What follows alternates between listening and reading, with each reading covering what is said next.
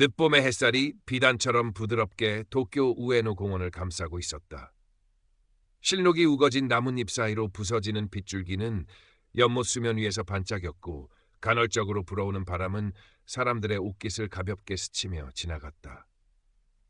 공원 안은 평일 오후임에도 불구하고 다양한 국적의 관광객들과 한가로이 산책을 즐기는 시민들로 북적였다. 지저귀는 새소리, 아이들의 웃음소리, 멀리서 들려오는 거리 악사의 연주소리가 한데 어우러져 평화로운 교향곡을 만들어내고 있었다. 이 다채로운 풍경 한가운데 24살의 아오키 에미는 낡은 청바지에 물감이 덕지덕지 묻은 티셔츠 차림으로 신호바지 연부른치가 사람들이 잘 다니지 않는 구석진 곳의 낮은 돌담에 걸터 앉아 있었다. 그녀의 무릎 위에는 낡은 스케치북이 펼쳐져 있었고 손에 쥔 연필은 빠른 속도로 종이 위를 오가며 연못 너머 벤텐동의 고즈넉한 풍경을 담아내고 있었다. 에미의 눈은 호기심과 약간의 반항기로 빛났지만 그 깊은 곳에는 예술가 특유의 섬세함과 세상에 대한 날카로운 관찰력이 숨겨져 있었다. 그녀에게 이 공원은 단순한 휴식 공간이 아니라 끊임없이 영감을 주는 거대한 캔버스였다. 주변의 소음은 그녀의 집중력을 흐트러뜨리지 못했다. 오히려 그 모든 것이 살아있는 배경음악처럼 느껴졌다. 그때 그림자 하나가 에미의 스케치북 위로 길게 드리워졌다. 반사적으로 고개를 든 에미의 눈앞에는 제복을 입은 한 남자가 서 있었다. 황궁호위관은 아니었지만 공원 질서를 담당하는 경비원인 듯 단정한 제복에 날카로운 눈매를 한 다나카 켄지 하사였다. 30 초반으로 보이는 그는 잘 다듬어진 용모에 빈틈없는 자세를 유지하고 있었지만 그의 눈빛에선 차가운 권위의식과 함께 어딘지 모르게 신경질적인 예민함이 느껴졌다. 다나카 하사의 시선은 에미의 허름한 옷차림과 돌담에 아무렇게나 앉아있는 자세에 잠시 머물렀다가 못마땅하다는 듯 미간을 찌푸렸다. 근처 벤치에 앉아 신문을 읽던 노신사 와타나베 카이토는 우연히 이 광경을 목격했다. 그는 잠시 신문에서 눈을 떼고 젊은 예술가와 경비원 사이의 미묘한 긴장감을 조용히 관찰했다. 그의 깊은 눈에는 연륜에서 우러나오는 통찰력이 담겨 있었다. 다나카 하사가 입을 열었다. 그의 목소리는 낮고 차가웠으며 명백한 명령조였다. 여기 앉으면 안 됩니다. 일어서십시오. 에미는 순간 당황했지만 곧 돌담 주변을 둘러보았다. 특별히 출입 금지 표시가 있는 것도 아니었고 다른 사람들에게 방해가 될 만한 위치도 아니었다. 죄송합니다만 여기에 앉으면 안 된다는 표시가 있었나요? 다른 분들께 피해를 드린 것 같지는 않은데요. 에미는 최대한 공손하게 물었지만 그녀의 목소리에는 약간의 당혹감과 불만이 섞여 있었다. 다나카 하사는 에미의 말을 무시한 채 한층 더 목소리를 높였다. 표시가 있든 없든 공원 규정상 지정된 벤치 외에는 함부로 앉는 것이 금지되어 있습니다. 그리고 당신, 행색이 그게 뭡니까? 여긴 관광객들도 많이 오는 곳입니다. 좀 더 단정한 모습을 하도록 하세요. 그의 말에는 노골적인 경멸감이 묻어났다. 마치 에미의 존재 자체가 공원의 미관을 해치기라도 한다는 듯한 투였다. 에미의 얼굴이 붉어졌다. 규정 위반 지적은 받아들일 수 있었지만 자신의 옷차림까지 들먹이며 모욕적인 언사를 사용하는 것은 참을 수 없었다. 제 옷차림이 당신과 무슨 상관이죠? 그리고 규정 위반이라면 정중하게 알려주시면 될 것을 왜 그렇게 사람을 무시하는 말투로 말씀하시는 겁니까? 에미의 목소리도 조금씩 높아졌다. 그녀 안에 반항기가 꿈틀거리기 시작했다.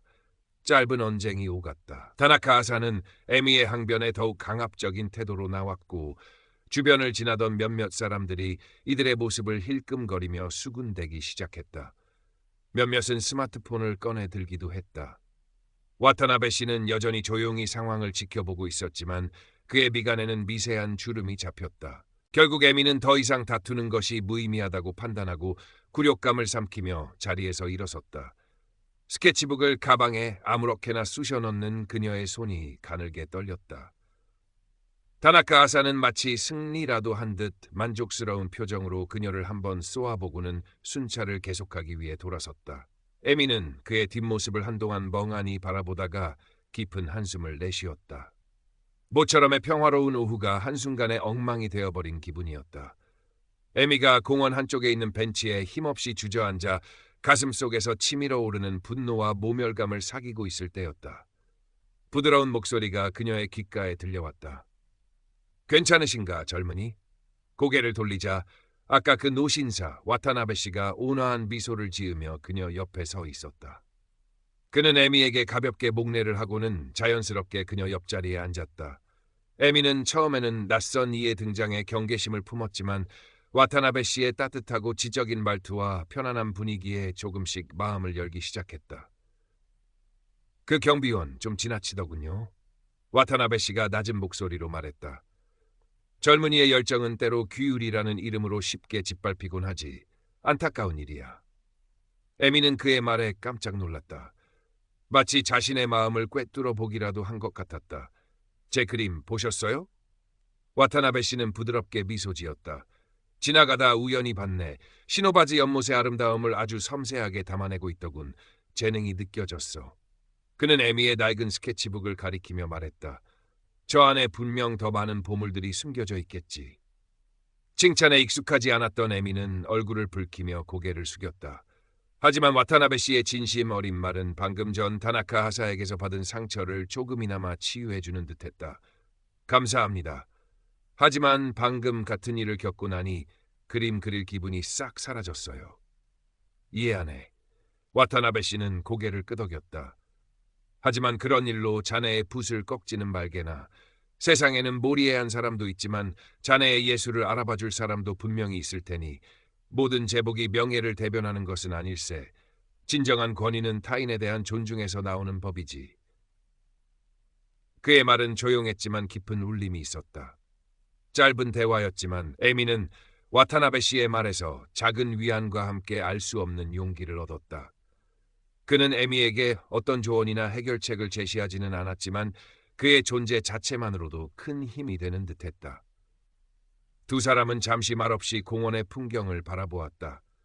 와타나베 씨는 곧 자리에서 일어나며 에미에게 다시 한번 부드러운 미소를 보내고는 인파 속으로 사라졌다. 에미는 그의 뒷모습을 바라보며 이름도 모르는 그 노신사에게 깊은 고마움을 느꼈다. 며칠 후 에미는 기분 전환도 할 겸 고쿄 가이엔, 즉 황궁 바깥 정원을 찾았다. 드넓게 펼쳐진 잔디밭과 멀리 보이는 니주바시의 고풍스러운 모습은 그 자체로 한 폭의 그림이었다. 이번에는 공원 규정을 꼼꼼히 확인하고 그림을 그려도 괜찮은 구역의 벤치에 자리를 잡았다. 그녀는 며칠 전에 불쾌한 기억을 애써 떨쳐내고 다시 스케치북을 펼쳤다. 섬세한 선들이 종이 위를 오가며 장엄한 황궁의 풍경을 담기 시작했다. 한참 그림에 몰두하고 있을 때 익숙한 그림자가 다시 그녀 위로 드리워졌다. 심장이 쿵 내려앉는 기분이었다. 고개를 들자 아니나 다를까 며칠 전 우에노 공원에서 마주쳤던 다나카 하사가 팔짱을 낀 채 그녀를 내려다보고 있었다. 그의 얼굴에는 여전히 냉랭한 표정이 감돌았다. 또 당신이군. 다나카 하사의 목소리에는 짜증이 가득했다. 여기서도 소란이라도 피울 셈인가? 당신 같은 사람은 이런 신성한 장소에 어울리지 않아. 에미는 어이가 없었다. 이번에는 명백히 허용된 구역에서 다른 사람에게 아무런 피해도 주지 않고 조용히 그림을 그리고 있었다. 저는 아무 잘못도 하지 않았습니다. 여기가 그림 그리면 안 되는 곳인가요? 그리고 왜 또 저에게 그런 식으로 말씀하시는 거죠? 내 관할 구역에서 당신처럼 불쾌감을 주는 사람을 보면 주의를 주는 것은 당연한 내 임무다. 다나카 하사는 한치의 물러섬도 없이 쏘아붙였다. 당신의 그 반항적인 눈빛과 지저분한 행색 자체가 문제라고 생각하지 않나? 그는 에미의 스케치북을 향해 손을 뻗으며 말했다. 그림 도구들 잠시 확인해야겠군. 혹시라도 시설물에 해를 끼칠 만한 물건을 소지하고 있을지도 모르니. 에미는 그의 행동에 경악했다. 이것은 명백한 직권남용이자 인격 모독이었다. 그녀는 다나카 하사의 손을 뿌리치며 소리쳤다. 지금 뭐 하시는 겁니까? 당신에겐 그럴 권리 없어요. 이건 명백한 괴롭힘이라고요. 에미의 목소리가 커지자 주변을 지나던 관광객들과 산책객들의 시선이 일제히 두 사람에게 쏠렸다. 몇몇 사람들은 수군거리기 시작했고 또다시 스마트폰 카메라가 등장했다. 다나카 하사는 사람들의 시선에 잠시 당황하는 듯했지만 이내 더욱 표정을 굳히며 에미를 몰아세웠다. 공무집행을 방해할 셈인가? 정당한 직무 수행에 협조하지 않으면 더 큰 문제가 생길 수 있다는 것을 알아야 할 텐데. 그는 은근한 협박조로 말했다. 에미는 두려움을 느꼈지만 여기서 물러서면 안 된다는 생각이 더욱 강하게 들었다. 그녀는 스케치북을 가슴에 꼭 끌어안고 다나카 하사를 똑바로 쏘아보았다. 당신이야말로 직권을 남용하고 있어요. 나는 부당한 요구에 협조할 수 없습니다. 그때였다. 무슨 일이십니까, 하사님? 낮고 차분하지만 어딘가 무게감이 느껴지는 목소리가 두 사람 사이에 끼어들었다. 에미와 다나카 하사가 동시에 고개를 돌리자 그곳에는 와타나베 씨가 서 있었다. 그는 우연히 근처를 지나다 이 소동을 목격한 듯했다. 그의 표정은 평소처럼 온화했지만 눈빛에는 날카로운 빛이 서려 있었다. 다나카 하사는 갑작스러운 와타나베 씨의 등장에 잠시 말문이 막힌 듯했다. 그는 와타나베 씨의 품위 있는 행색과 침착한 태도에서 평범한 관광객과는 다른 무언가를 감지한 것 같았다. 이 여성이 공원 규율을 어기고 소란을 피우고 있어서 주의를 주던 중이었습니다. 다나카 하사는 자신도 모르게 목소리를 조금 낮추며 변명하듯 말했다. 소란이라니요? 와타나베 씨는 에미를 한번 바라보고는 다시 다나카 하사에게 시선을 돌렸다. 제가 보기에는 이 젊은 예술가가 조용히 그림을 그리고 있었고 오히려 하사님께서 과도하게 위협적인 태도를 보이시는 것 같았습니다만. 그의 말투는 정중했지만 그 안에는 단호함이 담겨 있었다.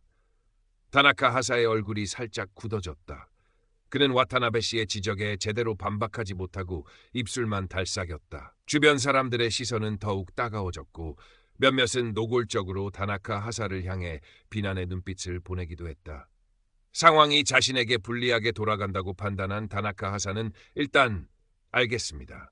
하지만 다음에도 이런 일이 발생하면 그냥 넘어가지 않을 겁니다. 라는 말을 남기고는 서둘러 자리를 피했다. 그의 뒷모습은 어딘가 초조해 보였다. 다나카 하사가 사라지자 에미는 긴장이 풀리면서 다리에 힘이 빠지는 것을 느꼈다. 하마터면 주저앉을 뻔한 그녀를 와타나베 씨가 부드럽게 부축했다. 괜찮은가, 에미 양? 그는 어느새 에미의 이름까지 알고 있는 듯했다. 네, 괜찮아요. 정말 감사합니다, 와타나베 선생님. 에미는 떨리는 목소리로 감사 인사를 전했다. 만약 와타나베 씨가 나타나지 않았더라면 어떤 일을 당했을지 상상만 해도 끔찍했다. 천만에 불의를 보고 지나치지 못하는 것은 당연한 일이지. 와타나베 씨는 에미를 벤치에 앉히며 말했다. 하지만 저런 사람은 또다시 문제를 일으킬 가능성이 높아.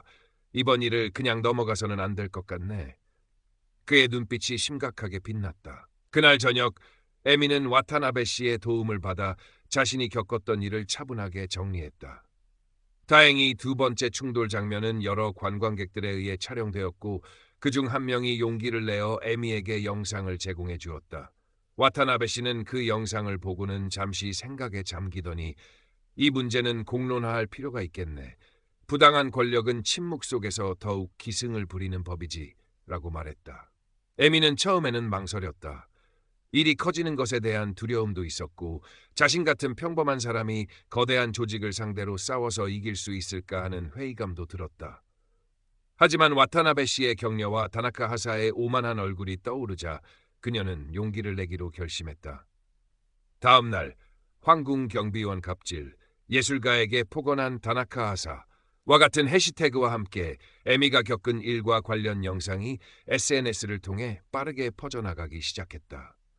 처음에는 작은 파문이었지만 곧 여러 언론사에서 관심을 보이기 시작했다.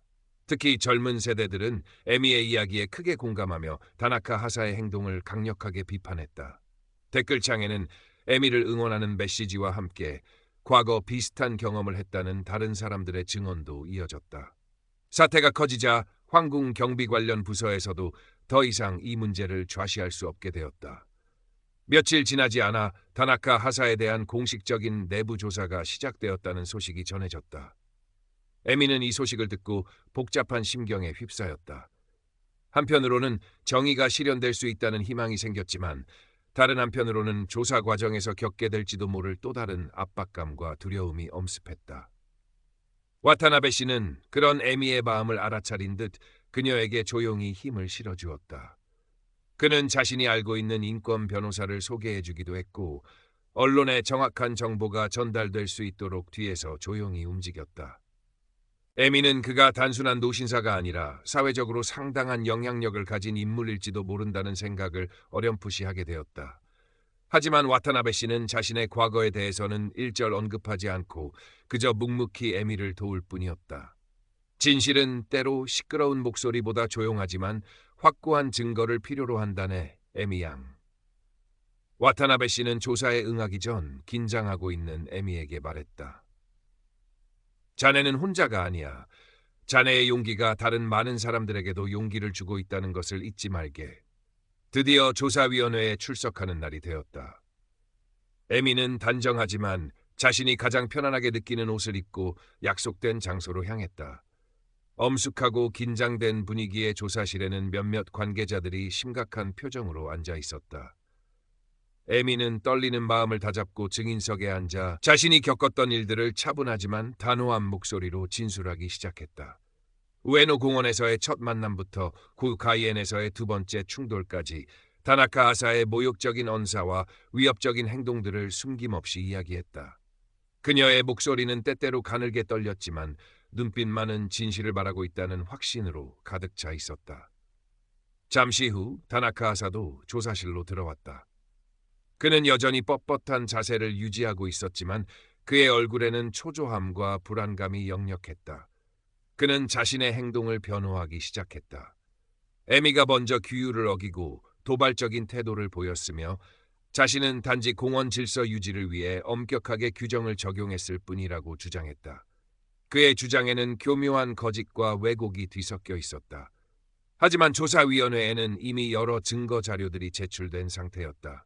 SNS에 공개된 영상, 다른 목격자들의 진술서, 그리고 결정적으로 와타나베 씨가 직접 작성하여 제출한 상세한 경위서까지. 와타나베 씨는 증인으로도 출석하여 자신이 목격한 바를 객관적이고 논리적으로 진술했다. 그는 단순히 사건의 사실관계를 넘어 황궁경비원의 품위와 시민을 존중하는 태도의 중요성에 대해 역설했다. 그의 말 한마디 한마디에는 연륜에서 우러나오는 지혜와 설득력이 담겨 있었다. 다나카 하사는 와타나베 씨의 진술과 제시된 증거들 앞에서 점점 더 궁지에 몰렸다. 그의 변명은 설득력을 잃어갔고 때로는 감정적으로 동요하는 모습을 보이기도 했다. 에미는 그런 다나카 하사의 모습을 보며 그 역시 거대한 시스템 안에서 자신의 불안감과 열등감을 감추기 위해 권위라는 가면을 쓰고 있었던 것은 아닐까 하는 복잡한 생각에 잠시 잠겼다. 하지만 그렇다고 해서 그의 행동이 정당화될 수는 없었다. 에미는 다나카 하사의 변명에 맞서 다시 한번 자신의 경험과 감정을 솔직하게 이야기했다. 그는 저를 인간으로 대하지 않았습니다. 마치 벌레를 보는 듯한 눈빛이었어요. 그것은 단순한 규칙 적용이 아니라 명백한 모욕이었고 권력 남용이었습니다. 저는 그저 예술가로서 한 명의 시민으로서 존중받고 싶었을 뿐입니다. 그녀의 진심 어린 호소는 조사위원들의 마음을 움직이는 듯했다.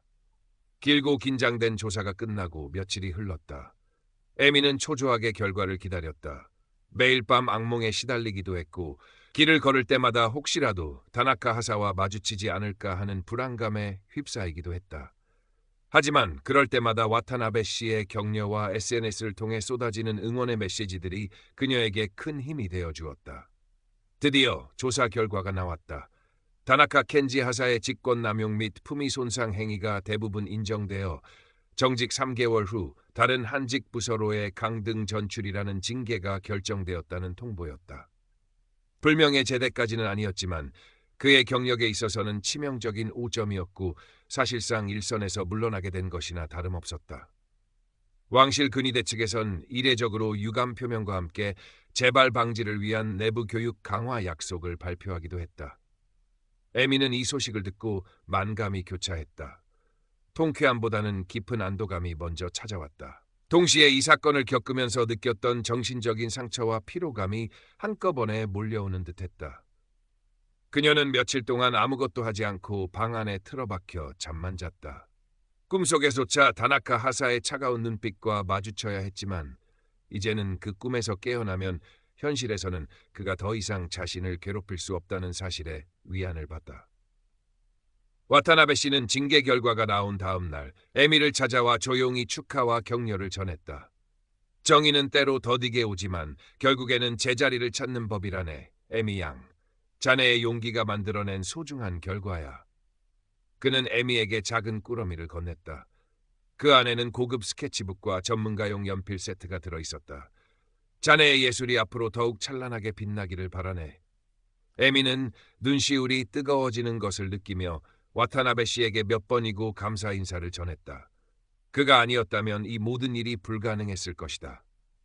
에미는 그에게 앞으로의 계획을 물었지만 와타나베 씨는 그저 온화하게 미소 지으며 나는 이제 내 갈 길이 있네. 하지만 우리는 분명 좋은 인연으로 다시 만나게 될 걸세 라는 말만 남기고 홀연히 떠났다. 마치 처음 만났을 때처럼 그의 뒷모습은 조용했지만 어딘가 깊은 여운을 남겼다.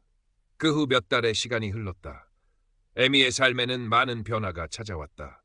다나카 하사 사건은 그녀에게 깊은 상처를 남겼지만 동시에 그녀를 한층 더 성장시키는 계기가 되었다. 그녀는 더 이상 부당함 앞에서 침묵하지 않았고 자신의 목소리를 내는 것의 중요성을 깨달았다. 이러한 변화는 그녀의 그림에도 고스란히 반영되었다. 이전의 그림들이 주로 아름다운 풍경이나 개인적인 감성에 머물렀다면 이제 그녀의 스케치북에는 사회의 부조리함, 소외된 사람들의 이야기, 그리고 그 속에서도 희망을 찾는 인간의 강인함과 같은 좀 더 깊이 있는 주제들이 담기기 시작했다. 그녀의 선은 더욱 대담해졌고 색채는 더욱 강렬해졌다. 놀랍게도 이 사건을 계기로 그녀의 그림이 세상에 조금씩 알려지기 시작했다. SNS에서 그녀를 응원했던 사람들 중에는 미술계 관계자들도 있었고 몇몇 작은 갤러리에서 전시회 제의가 들어오기도 했다. 아직은 작은 규모였지만 에미에게는 꿈만 같은 일이었다. 그녀는 더 이상 월세를 걱정하며 그림을 그리지 않아도 되었고 오롯이 자신의 예술 세계에만 몰두할 수 있게 되었다. 어느 맑은 가을날 오후 에미는 도쿄 국회 이사당이 멀리 보이는 히비야 공원 벤치에 앉아 스케치를 하고 있었다. 높고 푸른 하늘 아래에 웅장하게 서 있는 국회의사당의 모습은 그녀에게 많은 생각을 안겨주었다. 법과 정의, 그리고 민주주의의 의미에 대해 골똘히 생각하며 그녀는 연필을 움직였다. 그녀의 표정은 이전보다 한층 성숙하고 자신감에 차 있었다. 문득 고개를 들자 멀리 황궁 방향으로 순찰을 도는 경비원들의 모습이 보였다. 예전 같았으면 가슴이 철렁 내려앉았겠지만 이제 에미는 더 이상 그들을 두려워하지 않았다. 그들 중에는 여전히 다나카 하사와 같은 사람이 있을지도 몰랐다. 하지만 이제 에미는 알고 있었다. 모든 권력이 다 오만한 것은 아니며 모든 제복이 다 불의를 상징하는 것도 아니라는 것을. 그리고 가장 중요한 것은 부당한 권력 앞에서도 침묵하지 않고 자신의 목소리를 낼 수 있는 용기가 있다면 세상은 아주 조금씩이라도 더 나은 방향으로 바뀔 수 있다는 사실이었다. 에미는 스케치북 마지막 장을 펼쳤다. 그리고 그곳에 와타나베 씨가 선물해준 만년필로 또렷하게 한 문장을 적어 내려갔다. 세상은 느리지만 분명히 좋은 방향으로 움직인다. 나의 붓이 그 작은 움직임에 힘을 보탤 수 있기를. 그녀는 글자들을 가만히 내려다보다가 얼굴에 잔잔한 미소를 머금었다. 가을 햇살이 그녀의 어깨 위로 따스하게 쏟아져 내리고 있었다. 도쿄의 하늘은 그 어느 때보다 맑고 드높아 보였다. Current Factors 36-7 Total Characters 693 이야기 흐름상 분량 조절 및 추가 묘사 삽입. 에미의 삶에 찾아온 변화는 단순히 외부적인 성공에만 그치지 않았다. 내면적으로도 그녀는 더욱 단단해졌다. 예전에는 사람들의 시선이나 평가에 쉽게 위축되곤 했지만 이제는 자신의 신념을 가지고 당당하게 세상과 마주할 수 있게 되었다. 그녀는 작은 인권단체에서 주최하는 미술 워크숍에 자원봉사자로 참여하여 자신과 비슷한 어려움을 겪었거나 사회적으로 목소리를 내기 어려운 사람들에게 그림을 통해 자신을 표현하는 방법을 가르치기도 했다. 그녀의 경험은 많은 이들에게 용기와 영감을 주었다. 한 번은 워크숍에 참여한 어린 소녀가 에미에게 물었다. 선생님은 무섭지 않았어요. 그렇게 나쁜 사람이랑 싸우는 거요.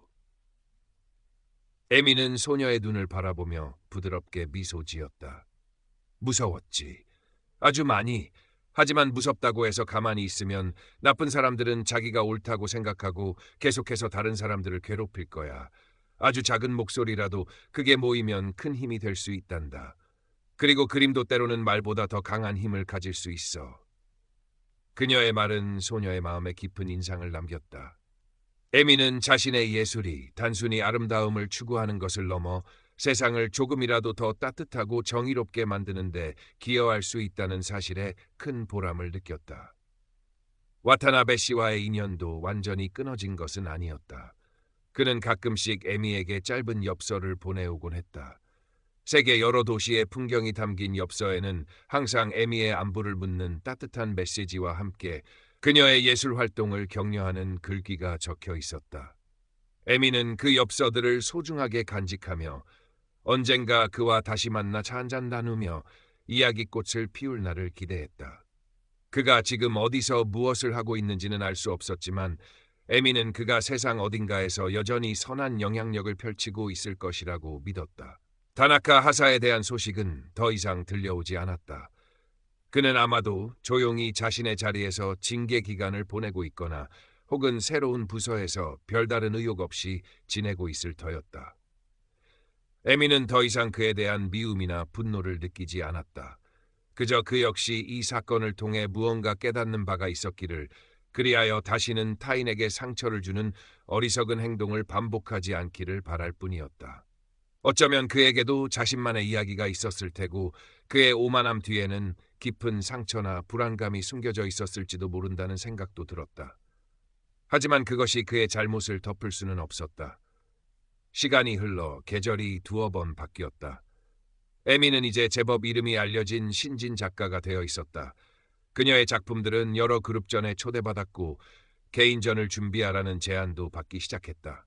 그녀는 여전히 우에노 공원이나 고쿄 가이엔을 즐겨 찾았지만 이제는 그곳에서 그림을 그릴 때 아무런 거리낌도 느끼지 않았다. 오히려 그곳의 경비원들은 그녀를 알아보고 가볍게 목례를 건네기도 했다. 아주 작은 변화였지만 에미에게는 큰 의미로 다가왔다. 어느덧 첫눈이 내리는 초겨울, 에미는 도쿄 도심의 한 작은 갤러리에서 자신의 첫 개인전을 열게 되었다. 전시회 제목은 도시의 숨결, 침묵의 외침이었다. 그녀가 지난 몇 년간 그려온 도시의 풍경들과 그 속에서 살아가는 사람들의 이야기가 담긴 작품들이었다. 다나카 하사 사건을 모티브로 한 작품도 몇 점 걸려 있었다. 그 그림들은 분노나 고발보다는 인간의 존엄성과 부당함에 맞서는 용기에 대한 성찰을 담고 있었다. 전시회 개막일 많은 사람들이 갤러리를 찾아와 에미의 작품을 감상하고 축하를 건넸다. 그 중에는 그녀를 응원했던 SNS 친구들, 인권단체 사람들, 그리고 예전에 그녀에게 그림을 배웠던 학생들도 있었다. 에미는 그들의 따뜻한 격려 속에서 가슴 벅찬 감동을 느꼈다. 그때 갤러리 입구에 한 중년 남성이 조용히 서서 그림을 감상하고 있는 모습이 에미의 눈에 들어왔다. 깔끔한 정장 차림에 안경을 쓴 그는 어딘지 모르게 낯이 익었다. 그가 천천히 고개를 돌려 에미와 눈이 마주쳤을 때 에미는 숨이 멎는 듯했다. 다나카 하사였다. 다나카는 이전의 날카롭고 권위적인 모습은 온데간데 없이 어딘가 수척해 보이고 눈빛도 한결 부드러워져 있었다. 그는 에미를 향해 어색하게 고개를 숙이더니 천천히 그녀에게 다가왔다.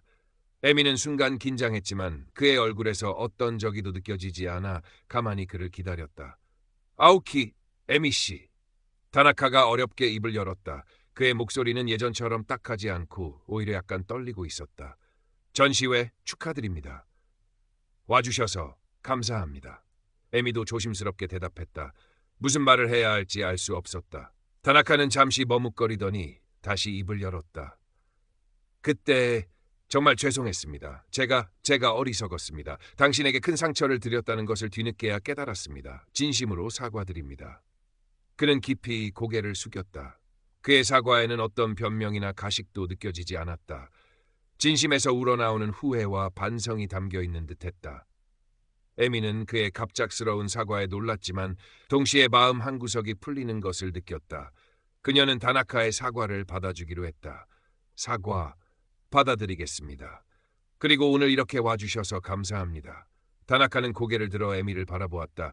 그의 눈에는 눈물이 살짝 고여 있는 것 같기도 했다. 당신의 그림들을 보니 많은 것을 생각하게 되었습니다. 제가 얼마나 좁은 세상에 갇혀 살았는지, 그리고 얼마나 중요한 가치들을 잊고 살았는지, 당신의 그림들이 저에게 그것을 일깨워 주었습니다. 그는 에미의 작품 중 다나카 자신과의 사건을 암시하는 듯한 그림 앞에서 한참을 서 있었다. 그 그림은 어두운 배경 속에 한 줄기 빛이 스며드는 모습을 형상화하고 있었다. 두 사람은 잠시 말없이 그림을 바라보았다. 어색하지만 무겁지 않은 침묵이 흘렀다. 에미는 다나카가 진심으로 변화했기를 바랐다. 그리고 그 변화가 그 자신에게도, 그리고 그가 앞으로 만나게 될 다른 사람들에게도 긍정적인 영향을 미치기를 빌었다. 다나카는 곧 다시 한번 에미에게 정중히 인사하고 갤러리를 나섰다. 그의 뒷모습은 더 이상 오만하거나 초라해 보이지 않았다. 그저 평범한 한 사람의 뒷모습이었다. 에미는 그가 떠난 자리를 한동안 바라보다가 다시 손님들을 맞이하기 위해 미소를 지었다. 전시회는 성공적으로 끝났다. 에미는 이 모든 경험을 통해 예술가로서뿐만 아니라 한 인간으로서도 더욱 성숙해졌음을 느꼈다. 그녀의 예술은 이제 단순한 자기 표현을 넘어 타인과 소통하고 세상을 변화시키는 작은 힘이 될 수 있다는 믿음을 갖게 되었다. 몇 년 후 에미는 일본을 대표하는 젊은 작가 중 한 명으로 성장했다. 그녀의 작품은 해외 유명 미술관에도 전시되었고 그녀의 이야기는 많은 사람들에게 영감을 주었다. 그녀는 여전히 틈틈이 거리로 나가 스케치를 했고 평범한 사람들의 삶 속에서 예술의 씨앗을 발견하곤 했다. 어느 봄날 에미는 오랜만에 우에노 공원을 찾았다. 시노바즈 연못가에는 여전히 많은 사람들이 오가고 있었고 벤텐도의 풍경은 예전 그대로였다. 그녀는 예전에 다나카 하사와 처음 마주쳤던 그 돌담 근처에 자리를 잡고 스케치북을 펼쳤다. 그때 한 젊은 경비원이 그녀에게 다가왔다. 에미는 순간 긴장했지만 그 경비원은 부드러운 미소를 지으며 말했다. 아오키 에미 선생님 아니십니까? 팬입니다. 여기서 그림 그리시는 모습 보니 정말 영광입니다. 혹시 방해가 된다면 말씀해 주십시오. 에미는 환하게 웃으며 대답했다. 아닙니다. 전혀 방해되지 않아요. 오히려 이렇게 알아봐 주시니 감사한데요. 젊은 경비원은 기쁜 표정으로 에미에게 가볍게 목례를 하고는 자신의 순찰 구역으로 돌아갔다. 에미는 그의 뒷모습을 바라보며 가슴이 따뜻해지는 것을 느꼈다. 세상은 정말로 아주 조금씩이지만 좋은 방향으로 움직이고 있었다. 그리고 그녀의 붓은 앞으로도 계속해서 그 작은 움직임에 힘을 보탤 것이었다. 따스한 봄 햇살 아래 에미는 다시 한번 힘차게 연필을 움직이기 시작했다. 그녀의 스케치북에는 희망이라는 이름의 새로운 풍경이 펼쳐지고 있었다. 이야기의 감동과 주제를 심화하기 위한 추가적인 장면 및 에미의 내적 성찰 삽입. 에미의 첫 개인전이 성공적으로 막을 내린 후 그녀는 잠시 붓을 놓고 자신을 돌아보는 시간을 갖기로 했다. 그동안 앞만 보고 달려오느라 미처 살피지 못했던 자신의 내면을 들여다보고 싶었다. 그녀는 작은 배낭 하나만을 메고 일본 국내의 소도시들을 여행하기 시작했다. 화려한 도쿄를 벗어나 고즈넉한 시골 마을의 풍경과 그곳에서 살아가는 평범한 사람들의 소박한 이야기들은 그녀에게 또 다른 영감을 주었다. 여행 중 그녀는 오래된 절의 주지 스님과 차를 마시며 대화를 나눌 기회가 있었다. 스님은 에미의 이야기를 묵묵히 들어주더니 조용히 말했다. 예술가의 길은 결국 자신을 찾아가는 여정이지요. 세상의 부조리와 맞서는 용기도 중요하지만 그보다 더 중요한 것은 자신의 내면을 비추는 거울을 낡게 닦는 것입니다. 그 거울이 맑아야 세상을 올바르게 비출 수 있고 진정한 아름다움을 발견할 수 있지요. 스님의 말은 에미의 마음에 깊은 파문을 일으켰다. 그녀는 그동안 외부의 적과 싸우는 데 집중한 나머지 정작 자기 자신을 돌보는 데는 소홀했음을 깨달았다. 여행을 통해 그녀는 자연의 위대함 앞에서 한없이 작아지는 자신을 발견했고 이름 모를 사람들의 친절 속에서 인간적인 온기를 느꼈다. 이러한 경험들은 그녀의 예술 세계를 더욱 풍요롭게 만들어 주었다. 여행에서 돌아온 에미는 더욱 깊어진 눈빛과 성숙한 분위기를 풍겼다. 그녀의 작품에는 이전보다 더 큰 포용력과 따뜻한 시선이 담기기 시작했다. 그녀는 더 이상 사회의 비판적인 주제에만 매몰되지 않았다. 일상의 소소한 아름다움, 인간관계의 소중함, 자연과의 교감 등 삶의 다양한 측면들을 그림에 담아냈다. 그녀의 그림은 보는 이들에게 위로와 희망을 주는 치유의 힘을 갖게 되었다. 몇 년 뒤 에미는 국제적인 미술상 후보에 오르게 되었다. 시상식 참가를 위해 방문한 유럽의 한 도시에서 그녀는 우연히 와타나베 씨와 재회하게 되었다. 그는 여전히 건강하고 지적인 모습이었고 한 국제문화교류재단의 이사장으로 활동하고 있었다. 두 사람은 오랜 시간 동안 밀린 이야기를 나누며 감회에 젖었다. 에미 양, 자네의 성공을 보니 정말 기쁘네. 와타나베 씨가 진심으로 말했다. 자네는 결국 증명해냈어. 예술의 힘이 그리고 한 개인의 용기가 세상을 바꿀 수 있다는 것을. 에미는 미소 지으며 대답했다. 선생님께서 그때 저에게 용기를 주지 않으셨다면 지금의 저는 없었을 거예요. 선생님은 제 인생의 등대와 같은 분이셨습니다. 와타나베 씨는 손을 저으며 말했다. 나는 그저 작은 불씨를 지폈을 뿐일세. 그 불씨를 커다란 횃불로 키워낸 것은 바로 자네 자신이야. 그는 잠시 창밖을 바라보더니 다시 에미에게 시선을 돌렸다. 세상은 여전히 많은 문제들을 안고 있네.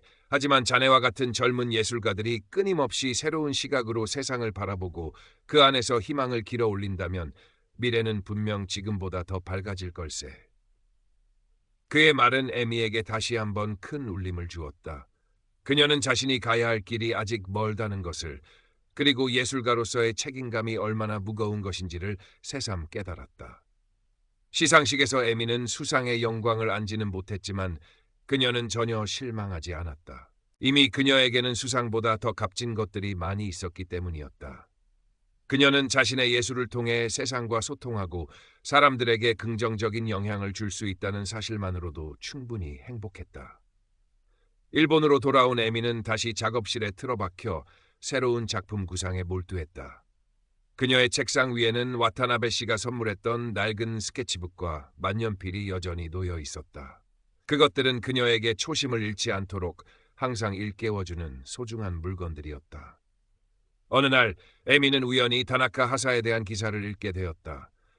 그는 한직으로 물러난 후 조용히 지내다가 몇 년 전부터 작은 시골 마을에서 청소년들을 위한 무료 미술 교실을 운영하고 있다는 내용이었다. 기사에는 그가 아이들과 함께 웃으며 그림을 그리고 있는 사진도 실려 있었다. 사진 속 그의 모습은 예전의 권위적이고 차가웠던 모습과는 전혀 달랐다. 따뜻하고 편안한 미소를 띤 그의 얼굴에서는 진정한 행복감이 느껴졌다. 에미는 그 기사를 읽고 가슴 한 구석이 뭉클해지는 것을 느꼈다. 사람은 변할 수 있다는 것, 그리고 과거의 잘못을 뉘우치고 새로운 삶을 살아갈 수 있다는 희망을 보았기 때문이었다. 그녀는 다나카가 자신만의 방식으로 세상에 기여하고 있다는 사실에 진심으로 기뻤다.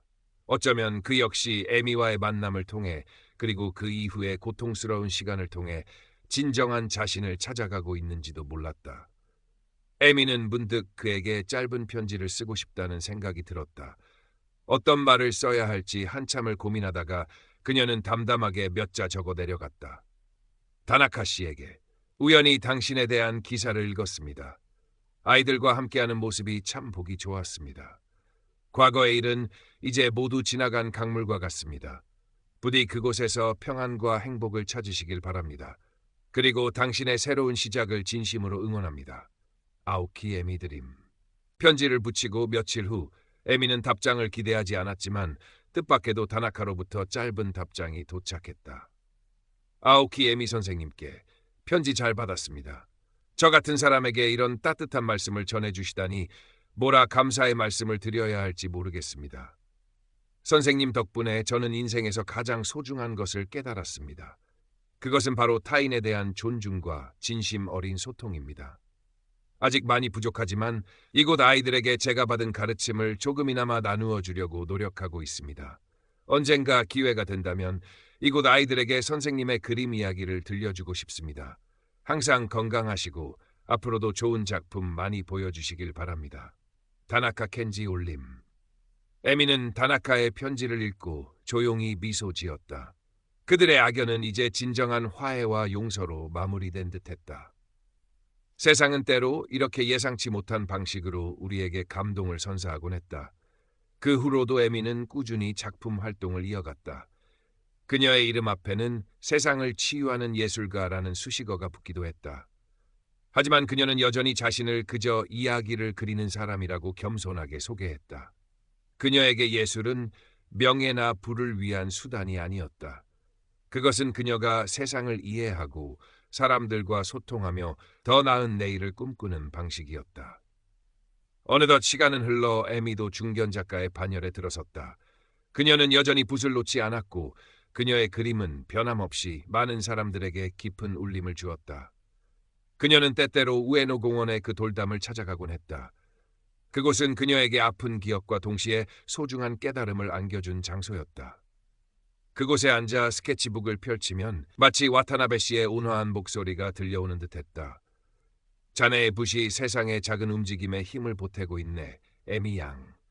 에미는 눈을 감고 그 목소리를 가슴에 새겼다. 그리고 다시 눈을 떴을 때 그녀의 눈앞에는 여전히 아름다운 세상이 펼쳐져 있었다. 그 세상 속에서 그녀는 또 다른 이야기를 찾아 또 다른 그림을 그려나갈 것이었다. 그녀의 예술 여정은 아직 끝나지 않았다. 아니, 어쩌면 이제부터가 진정한 시작일지도 몰랐다. 희망과 용기를 가슴에 품고 그녀는 다시 한번 힘차게 첫발을 내디뎠다. 그녀의 발걸음이 닿는 곳마다 따뜻한 그림들이 피어날 것이었다.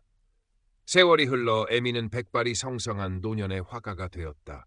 그녀의 이름은 일본 현대미술사에 큰 획을 그은 거장으로 기록되었고 그녀의 작품들은 국립미술관 가장 중요한 자리에 영구 전시되었다.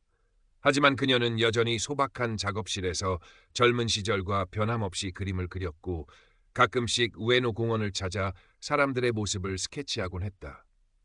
어느 늦가을, 에미는 자신의 마지막 회고전을 준비하고 있었다. 건강이 예전 같지 않았지만 그녀는 마지막까지 자신의 예술혼을 불태우고 싶었다. 회고전의 주제는 길 위에서 만난 인연들이었다. 그녀의 삶에 영향을 주었던 수많은 사람들과의 만남, 그리고 그 속에서 피어난 깨달음과 감동을 담은 작품들이 줄을 이루었다. 전시회 개막식 날, 휠체어에 의지한 에미는 수많은 관람객들 앞에서 마이크를 잡았다. 그녀의 목소리는 약했지만 그 안에는 평생을 예술에 바친 노장의 깊은 연륜과 지혜가 담겨 있었다. 돌이켜보면 제 삶은 수많은 만남의 연속이었습니다. 저에게 용기를 주셨던 와타나베 선생님, 저를 아프게 했지만 결국 새로운 길을 찾았던 다나카 씨, 그리고 이름 모를 수많은 분들의 친절과 격려가 없었다면 지금의 저는 없었을 것입니다. 그녀는 잠시 숨을 고르더니 관람객들을 천천히 둘러보며 말을 이어갔다. 예술은 결국 사람과 사람 사이의 다리가 되어야 한다고 생각합니다. 서로를 이해하고 위로하며 함께 더 나은 세상을 꿈꾸게 하는 것. 그것이 제가 평생